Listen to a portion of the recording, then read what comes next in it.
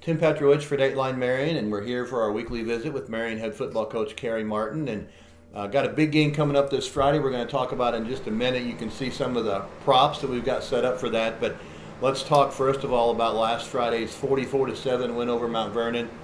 And we had talked before last week's game about the kind of a job that Cahokia did defensively on your Right. team, because you'd been scoring 50 points a game. They Right. held you to one touchdown. I think your defense took notice because you really shut down Mount Vernon. They had started to move the ball in their last couple games and started to do some things. And they had one first down in the first half, and until that last drive where they got that first down, they had, I think, negative 11 yards at that point in the game. So your first unit defense really did a great job.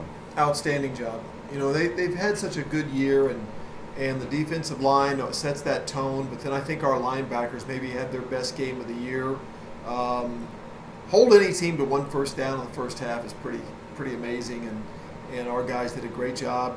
Good preparation. I felt like we were so focused last week coming off the Cahokia loss, and it was nice to see the defense right the ship and get our team back on track, because from there we got the ball back several times quickly, and we're able to make good use of that and get some points on the board and feel more like the Wildcats.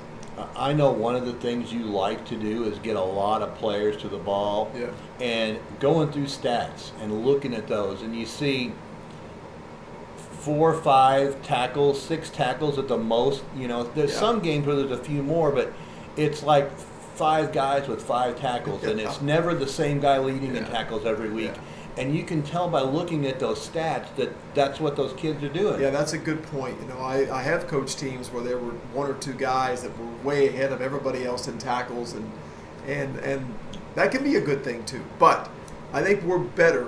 We're at our best when we've got lots of guys catching passes, lots of guys getting runs, and lots of guys making tackles. And I like that team effort, because I think that's where we're the best. We don't have a ton of individual standout D1 kind of football players. We just don't have that kind of football team. We got some guys I think can play at that level maybe, but not a team of guys that can do that. And so when we're playing as a team, getting tackles as a team, putting offensive numbers up as a team, the more we can do that, the better off we are, getting a lot of guys contributing. I think also, Tim, it changes the dynamic of practice when guys know that their contribution matters, whether it's 2 tackles, 1 catch, 2 catches, a couple of carries, got a good first down. You know, I think that adds to it when you see Lucas Lanier and Cole Bundren, who are not huge statistical leaders offensively, but they're contributing every single week.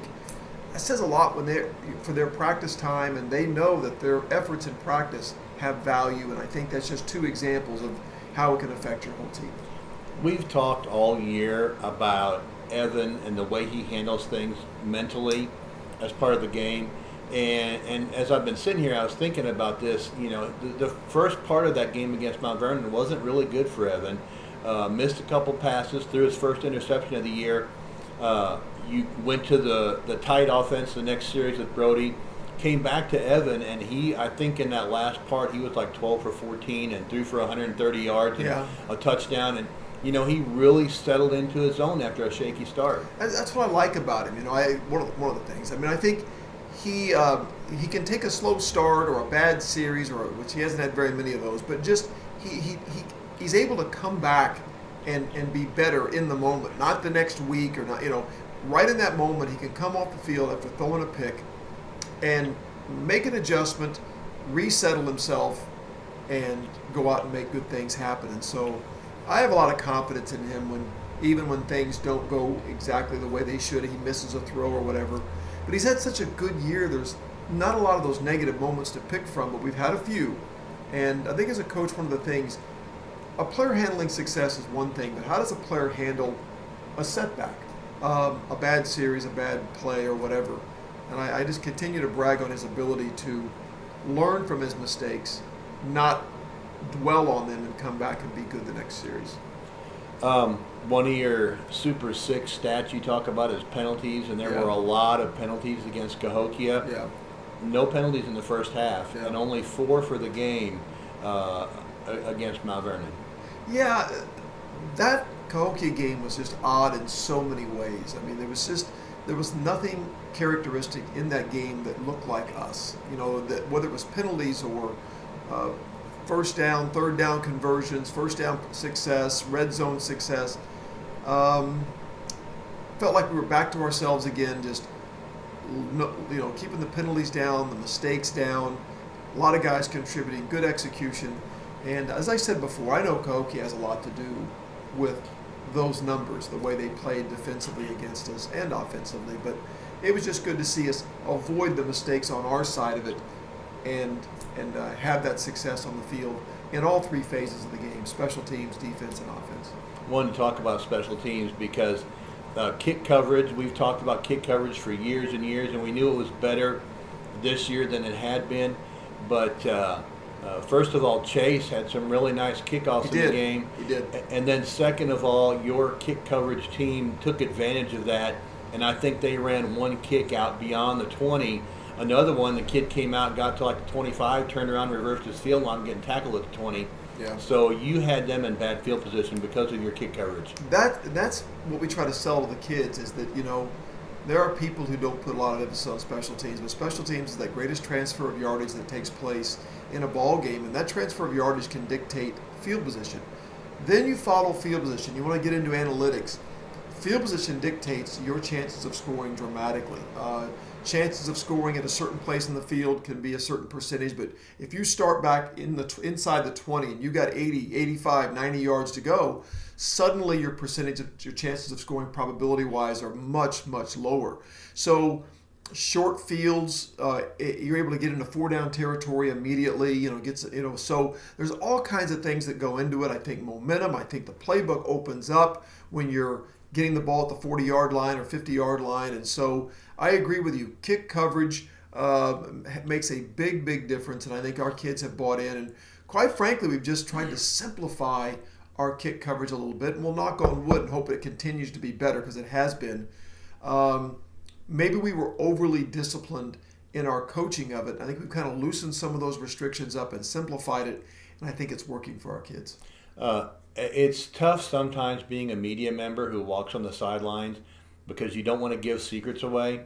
And I don't think this is giving a secret away, but I overheard conversation when you're getting ready to start the second half, who was going to play, what you were going to do. And one of the things you said was you wanted to get to 40 and then decide what to do. It was 37-0 at halftime. So you weren't trying to figure out who to put out there on offense because you got the ball first. Vince took care of that by running the third quarter kickoff back for a touchdown. Yeah, he did. We're up 37-0, and we're in a situation where it looks like we're having a good chance of getting some of the guys in the game, getting some experience, and getting our starters out. And we had another offensive series to start. We were up 37, still looked on using the starters for at least one more series. And Vince kind of took care of that. We didn't have to worry about the offense going back out, the first group of offense, and just did a tremendous job. And again, our kickoff return team has been very, very good, along with the kickoff team. And let's talk about Chase Banks for a second. You're right about the kickoffs. Yeah. He had an injury last against Cahokia, didn't play, or had an injury before the Cahokia game in soccer, couldn't kick for us against Cahokia. Came back this week, fresh-legged, healed, whatever, had his best kicking experience. His extra points were outstanding. They were. His kickoffs were deep.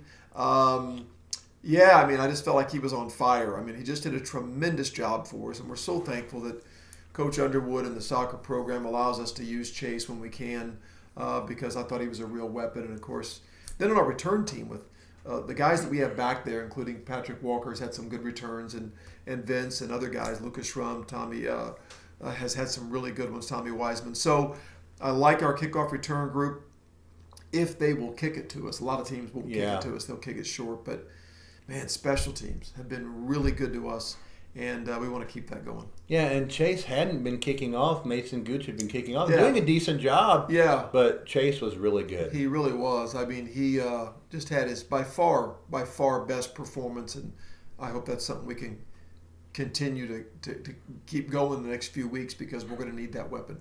How important was it to put together a good game following the loss to Cahokia? It's big. I think we had a sense that they were really focused last week at practice, and I think we were humbled a little bit. And being humble makes you hungry, and I think those two things go hand in hand. I think that's why humility is such a key ingredient when it comes to the chemistry and the outlook and the culture of the football program. If you stay humble, you continue to believe you've got a long ways to go. You got to work hard. You got to earn every victory, and then that humbleness keeps you hungry and keeps you wanting to work hard and understanding the sacrifices that have to be made in practice every week. And so, if nothing else, Cahokia, I think, humbled us and made us hungry again, and we went out and I thought prepared better, which transferred to playing better. Back home this Friday night, Yep. you're playing Althoff. We'll talk about Althoff in just a minute, but we mentioned the props, the pink, your hat with the pink M. It's the pink out game, and it's one of those games where, obviously it's to recognize and honor those people who have either lost their battle with cancer, who are still fighting cancer. There's a lot of money for cancer research that's raised, and to support these local people in the district that are battling that battle right now. I was thinking about this. The last few years, it's been well over $10,000 a year that's been raised for cancer through this pink out game. Yeah, we've helped a lot of families, and it's something we're pretty proud of. We were one of the, if not the earliest high school in the area to do it. And we just flat copied it from SIU's cancer game, their blackout game, and we wanted to try it at the high school level. And some very key individuals in our community, including Holly Boyd, who used to be a secretary here, and some others now, Joni Manfredo and others, have really worked hard to start this and now keep it going, and they just have done a tremendous job. Joni is currently heading this up and getting it going and spearheading it for us, but it is an amazing opportunity, as you said, to raise money, to honor people in our lives, our families who have been victims to cancer or survived it, and to honor that fight as well. And my family, I'm sure everyone else's family has had that, very close to us, and we've lost family members to it. And we've worn the jerseys with my father and my father-in-law and my mother and a classmate of mine from grade school who passed from cancer have all been worn on the field. And it's special for our kids, again, to allow football to be a platform to see things bigger than the game. Whether it's 9/11 or whether it's the Armed Forces salute or whether it's this civilian situation, a civilian cause of just dealing with cancer and the ramifications of that, and how it affects families and not just the people who have it, but everyone's affected by it and affected by those losses. And we sit here in the midst of COVID, and we know that COVID is a very serious thing, but cancer is always around and will be around when COVID is long gone. We'll still have to be battling this cancer thing, and it's tough. And I love the fact that our kids get to be a part of it and wear a jersey. And we like to tell the kids this: you're wearing the jersey, someone's name on the back, and that is somebody's number one. So that name on that jersey is somebody's number one person, the person they most want to remember at this moment. It could be a husband, a father, a dad, a mom, a sibling, a grandpa, grandma. So it's a big deal, and we like to honor that, and I hope it inspires our kids to play with a little extra something on Friday. Well, cancer has had a profound effect on Marion High School and this program even since this game was started. And you can look at, right off the bat, former athletic director Mike Shornack, who passed away as a result of cancer. But, and you see these kids that wear names, and, we've sponsored a jersey with a name of someone on the back. A lot of these kids are wearing names of someone in their family, that they either lost or is battling, and that has got to be really emotional for them. We see we hand the jerseys off to the family who sponsored the jersey, and we have seen a lot of tears and a lot of emotions take place. I'll be careful, I'll get emotional. We've watched young men give that jersey over to a survivor. Mm-hmm. We've seen young men give that jersey over to someone who's passed away and give it to their daughter or their family and their son. And I think you'll see Mike Shornack's jersey out there again. Yeah. It continues to be honored year after year. And Mike had a lot to do with this pink out game and helping us get it started. And so, yeah, it can be very, very personal. And I think, boy, when that ball game is over and the families line up and the players approach and they hand them that sweaty jersey with that name on the back, they're number one person at that moment. And yeah, it's a big deal. I'm glad to be a part of it. I'm glad we're able to take football and use it to help others, and not just help the financial side, but bring back that memory and allow that family to see that name down there on the field and be worn proudly. It's pretty awesome. Well, let's talk about football. Althoff, we mentioned them. They're 2-3 coming in. They beat Alton, which is an 8A school. They beat Mount Vernon, the same Mount Vernon team that you played last week.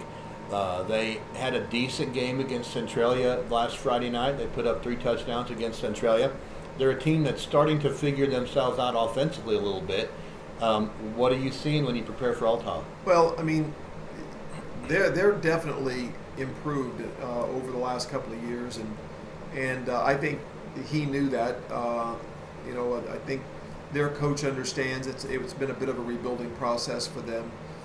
They had a very, very high level of success for a while, and they dropped off a little bit. And now they're building things back, and they have such a great tradition there that you knew it'd just be a matter of time before they got that going again. But they've got some really good players and some guys that can tackle well and guys that can make some things happen. They've got some good skill kids at the corners and the wide receiver position. They've got a quarterback that I really like, and so.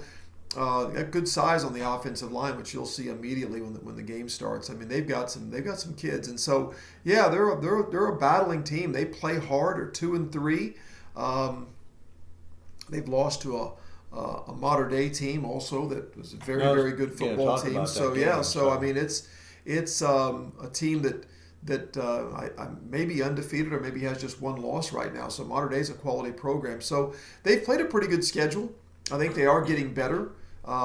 They have a system. They stick to it. I think they're not searching for a system. I think they know what they want to do, and they're doing it better every week. And if we don't come to play, we're in for a battle. That's for sure. Yeah, they won their opener. They lost to Decatur St. Teresa 55-0 week 2. But the game that stood out in my mind was actually their week 3 game, which was a loss to Mater Dei, as you said, just 31-13. Mater Dei's 5-0 and ranked in the top 3 in the state in Class 2A. Yeah. So to come off of a 55-0 game, play a state-ranked team and play them competitively, to me, said a lot. It does to me too, and I think those are those intangible things you look for. I mean, how does a team bounce back after a loss like that? And well, I was impressed. I mean, I thought they played very well. They played they're a very physical team. They tackle well. I can tell fundamentally that they're getting better and better and better, and I think they're making progress there. And you do want to make sure that progress doesn't take a big leap against you. But yeah, we'll have to come to play. There's no doubt. They also look like a team that maybe is similar to your team. When I look at their numbers, their leading rusher similar in numbers to what Lucas Strum has. Yeah. They do throw the ball a little bit. They do. Yeah, probably not as effectively as you have with Evan, but they do kind of mix it up, and so it's kind of similar to the way you play. Yeah, it's good balance in their team. They don't hang their hat on one phase of the game, throwing, running, whatever. They do a little bit of everything. They do some play action. They do some rollout. They do a lot of things. They have a screen game. So they're a complete football team, and I think they've got some good young players. I think the next couple of years ought to be even better for them. And it's good to see their freshman numbers were much higher than they have been, so they're getting kids back out for football. Playing in Marion on a Friday night has become a different experience from any other place. And going on the road and seeing the fan support, I mean, your opposing bleachers were full and people were standing on the fence at Mount Vernon last Friday night. So to get all those fans back in Wildcat Stadium on Pink Out Night, home game that they haven't had for 3 weeks. This place is going to be rocking Friday night. Yeah, I hope so. Yeah, that's nothing like it, man. It's a great place, great atmosphere, and yeah, we're looking forward to it. Ought to have decent weather. Temperature's going to drop a little bit from where it is right now in the middle of the week, and so ought to be a great night. Chance to honor those who've battled or battling cancer, and do it for a good cause, and go out and play some football at home. Don't want to cut you off. Any other shout-outs this week? No shout-outs this week. I'm good, but thank you. All right. That's Marion head football coach Kerry Martin. His Wildcats play Althoff Catholic Friday night here at Wildcat Stadium at 7 o'clock. For Dateline Marion, I'm Tim Petrowich.